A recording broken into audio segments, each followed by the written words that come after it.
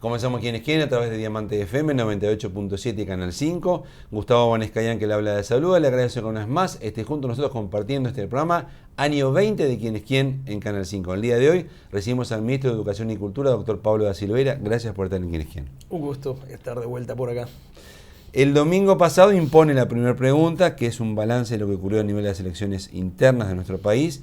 Los resultados que se vieron marcan a qué tipo de elección nacional estamos yendo, qué tipo de opciones se están jugando en octubre y en noviembre. Bueno, yo creo que el dato fundamental es que el país políticamente está dividido en dos grandes conglomerados o dos grandes coaliciones. Por un lado el Frente Amplio, por otro lado la coalición republicana.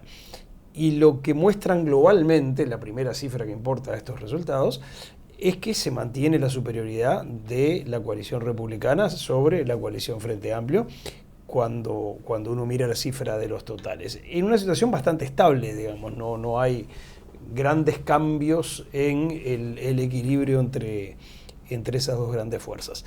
Pero creo que ese es el resultado que más importa.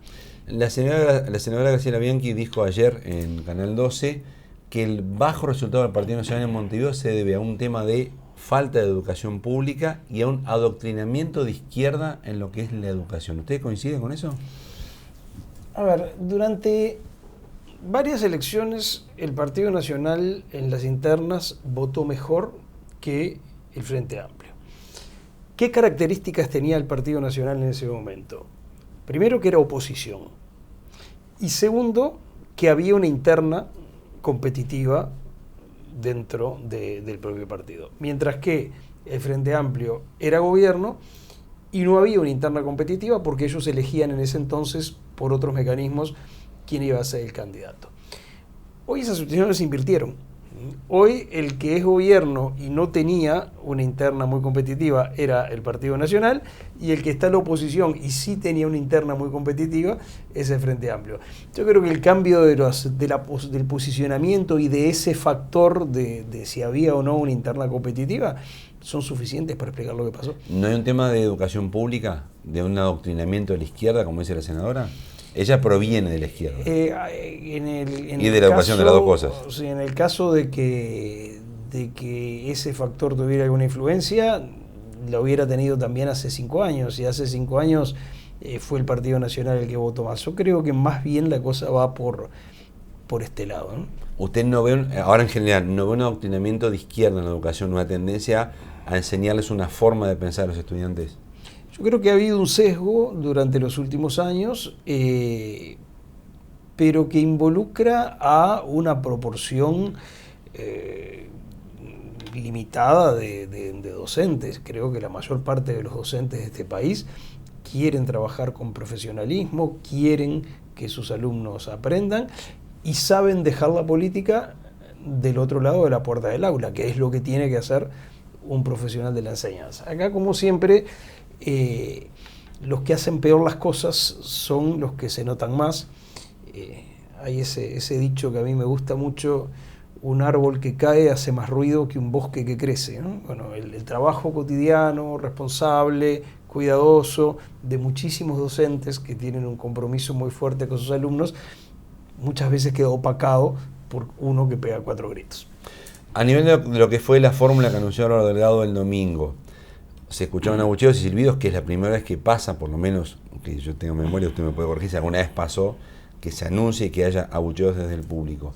Sí pasó en otras tiendas políticas hace 5 años exactamente, que cuando Daniel Martínez anunció a Graciela Villar también generó mucha molestia en la interna y después terminó con un resultado electoral.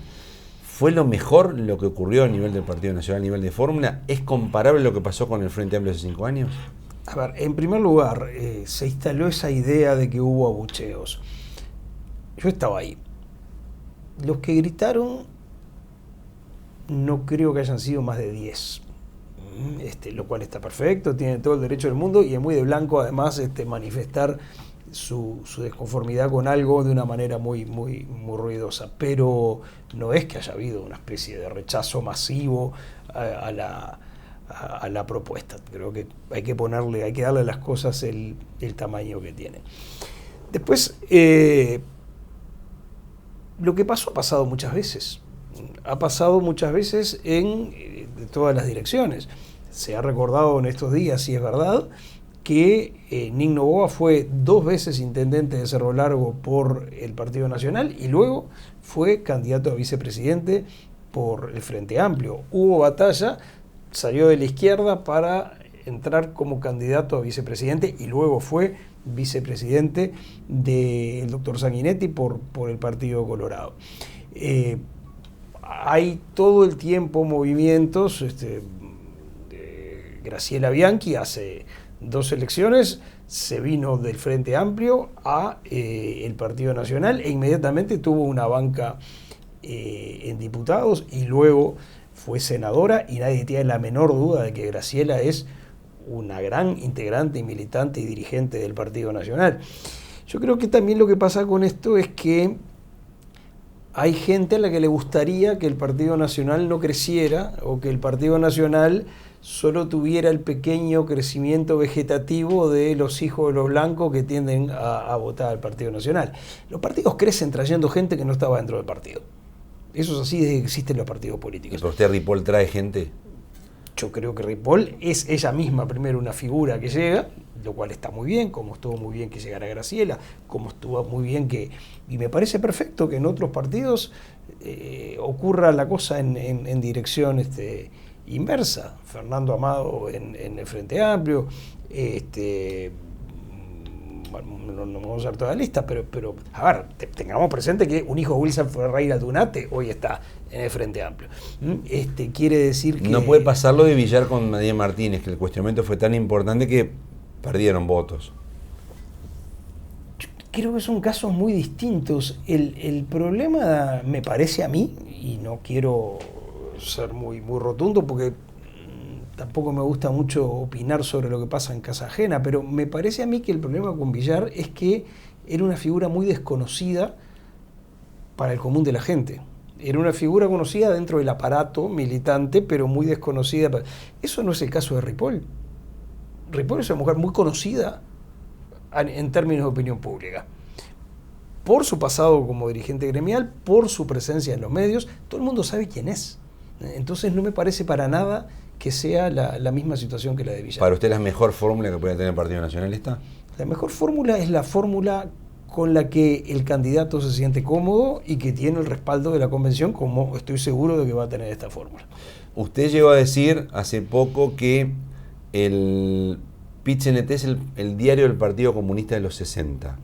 ¿Es solo el PIT-CNT o el Frente Amplio también? En aquel momento, cuando dije eso, estábamos hablando sobre todo de cuestiones como el tema educativo o ahora esta barbaridad, que es una barbaridad del referéndum en torno a la seguridad social, que si llegara a salir volveríamos a situaciones horribles del pasado en que la gente se jubilaba con 2 pesos porque se vaciaban las arcas de las diferentes cajas para cubrir déficits que podían tener los gobiernos. Hay una cosa muy fijada, no solo con el pasado, sino con errores del pasado. Yo creo que el Frente Amplio es una realidad más diversa. Lo que pasa es que el gran problema del Frente Amplio es que hoy se quedó sin referentes de centro, y lo muestran estas elecciones. Hay un dominio absoluto del MPP y luego del Partido Comunista. Ahora, las opciones identificadas con lo que fue el astorismo, con lo que fue el sereñismo más tradicional, en términos políticos están reducidas a un mínimo. Entonces, las fuerzas que hoy predominan en el Frente Amplio creo que empujan sí en una dirección que es una dirección muy equivocada. Y es una buena pregunta: ¿qué van a hacer muchos frente amplistas inteligentes, preocupados por el futuro del país, con convicciones sinceras, a la hora de votar, cuando la coalición a la que han votado en el pasado, bueno, tiene una situación interna que ha hecho prácticamente desaparecer esa posición más centrista? Pero moderada. ¿Aplicaría la misma frase que le dijo el PIT-CNT, que es el diario de los 60 del Partido Comunista, o no? Vamos a ver qué hacen con el referéndum de la seguridad social. Si no se oponen, entonces repito la frase, porque no alcanza a decir damos libertad de acción. Eso a usted no le sirve. Estamos hablando de confiscar los ahorros jubilatorios de una cantidad gigantesca de uruguayos y vamos a decir, damos libertad de acción. Si ratifican eso, porque lo van a aparentemente realizar, si ratifican eso, para ustedes el diario de los 60. Sí, totalmente. Y lo mismo si dicen que sí, si Por apoyan supuesto. el plebiscito, lo mismo. Por supuesto. Ahí el PIT-CNT del Frente Amplio es la misma historia. Y sobre todo se confirma una colonización del Frente Amplio por parte del PIT-CNT. Al final, Sí. el que le fija la agenda al Frente Amplio es el PIT-CNT. Si ese Frente Amplio gana, ¿qué pasa con Uruguay?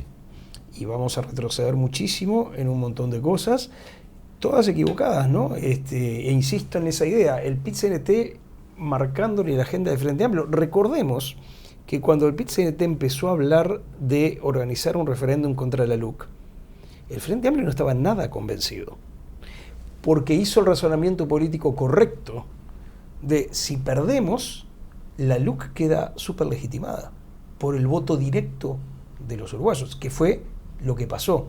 Sin embargo, el Frente Amplio no tuvo la fuerza política como para decirle al PIT-CNT, no los acompañamos en esto.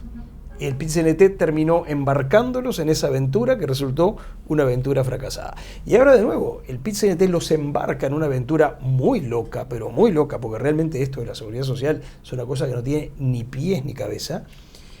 Y hasta ahora la mejor respuesta que ha sido capaz de dar el Frente Amplio es: dejo en libertad de acción. Usted decida si le confiscamos todos los ahorros jubilatorios a los uruguayos o no. El candidato Orsi ha dicho que no está de acuerdo con ese plebiscito. Sí, pero ahora el otro día dijo, vamos a ver, se va a estudiar, y no se puede hacer toda una campaña. A ver, se le acabó el tiempo a Orsi y a la dirigencia del Frente Amplio para decir gre y ver qué hago con el referéndum. Ahora ya estamos en el tramo final de la campaña.